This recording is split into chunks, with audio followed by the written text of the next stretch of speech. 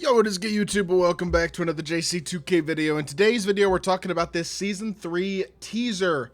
And I am really hoping that this is actually going to be level 40 Cade Cunningham. Because if it is, that would be sick. Now, these teasers are not always indicative of who the actual level 40 reward is, but they have been before. There have been teasers they've given us. I know 2K24 Season 6 was an SGA-based season, and SGA was the level 40 reward, and I don't think, I'm going to double check to be sure, but I don't believe that Cade Cunningham has a Galaxy Opal hidden gem. He does not. Our level 40 is almost certainly going to be a Galaxy Opal this season, seeing as I would guarantee it. I think there's a literally less than 1% chance it's not a Galaxy Opal. I'd be absolutely stunned if it's not. Cade does not have a Galaxy Opal hidden gem. That would be an awesome level 40 card. Like an awesome level 40 card. If you want to kickstart Season 3 on a high note, give us one of the best level 40 cards we've gotten in years. That'll do it. And honestly, I think 2K kind of needs a good season. Season 2 was a disaster. The motor rewards sucked. Even after they updated them, they still weren't that good. During the season content was mediocre at best, in all honesty. There was a lot, I think, to be frustrated with in Season 2. Some positives as well, of course, but not a ton of overall positives. And I think Season 3 is an important season. I think my team kind of has to, in all honesty, try to bring people back into the game mode to a certain extent. And one great way to do that is one of the best level 40s we've ever had. That would be an incredible way to do it. And Cade Cunningham would be exactly that. I mean, even his pink diamond hidden gem. You're looking at 93 speed, 94 3-ball, solid finisher, versatile, capable defender with 25 total badges. Like, this is a really good card. If he gets a Galaxy Opal that's this card with 4 more Hall of Fame badges and better stats and badges all the way around, like, that's nasty. I mean, his fade isn't good, but that matters less than it ever has this year, considering that fades aren't nearly as meta now that the patch has been changed. He has Trey Escape, he has Kemba Dragback, so those are 2 high-level SIGs right there. I don't know what his dribble style looks like, but I'm sure it's not terrible. And I know his jumper's good. It's good every year. If we get Galaxy Opal Cade Cunningham as a level 40, I'm not kidding when I say he'd be a top 5 level 40 we've ever gotten in the history of my team. He would absolutely be up in that category. Very arguably the best point guard in the game, in all likelihood probably just quite simply the best point guard in the game. Nothing really arguable about it. Like, this card could be absolutely monstrous. And I kind of hope we get him, in all honesty, because I definitely hope we get him. That would be an awesome card. Give me incentive to grind on my Pro Money Spent account. I'd probably do domination if they gave us a low 40 Cade Cunningham so as to get that card quickly on my Pro Money Spent account. Like, you want people back in the game, that's a great way to do it. And so I'm crossing my fingers and hoping that this isn't going to be some BS where we load up and it's obviously, I don't think it's going to be this, but it's low 40 Allen Iverson again or something. Like, if they give us some crappy low 40 card, that's going to be really disappointing. I don't think 2K is going to give us a crappy low 40, though. They've given us 2 good ones this year with Clay and Chris Bosh. Generally speaking, most of the low 40 rewards from the last few years have been overall good cards, because here's the main reason 2K really has been making low 40 cards good. When they used to, there was a period of time, I feel like 2K22, 2K23 maybe, where the low 40 rewards weren't as good. You couldn't buy level 40 back then. I think the fact that you can buy level 40 incentivizes 2K to make the level 40 reward a good card, because they know people will buy it who don't have the patience to grind for it and wait to get that card.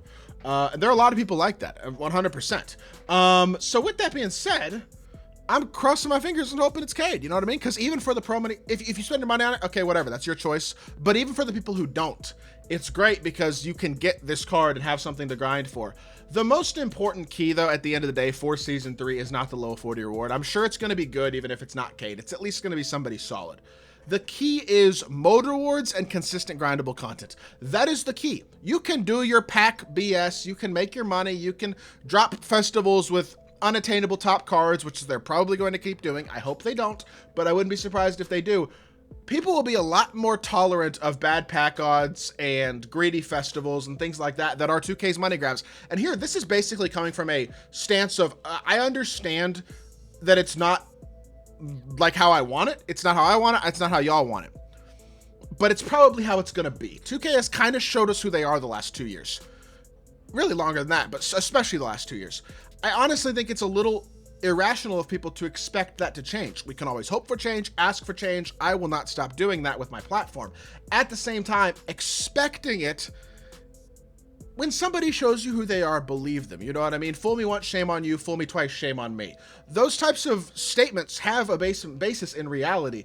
And I think at the end of the day, we have to know what we're dealing with. At the same time, all that stuff can be there as long as there is stuff to do that is actually legitimately rewarding for the average player and for the nerd plays the game a lot player but doesn't want to spend a lot of money.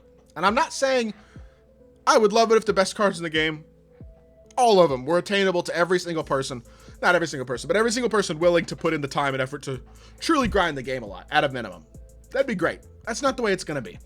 If there are enough elite cards across the board to where you can build a really good squad, even if you can't have the best cards in the game, people are generally speaking going to have a pretty good time with your game and are probably generally going to be relatively positive about it. I think we have seen that in the past.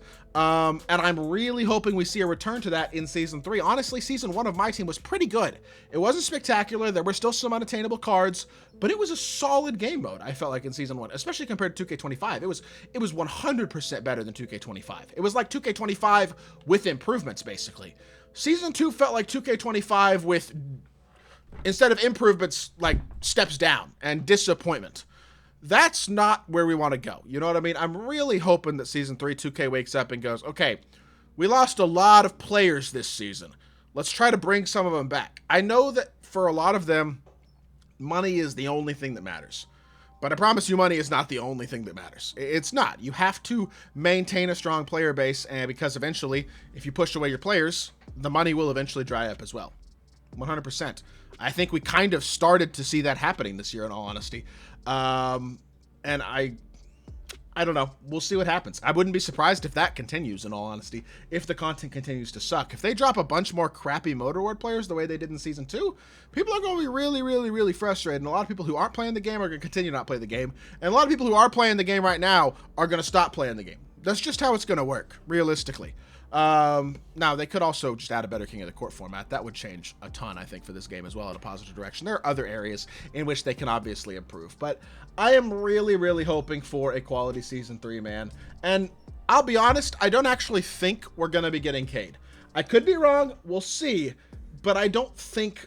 I'm just going to sit here and guess that we're not getting Cade Cunningham. At least as a low 40 reward.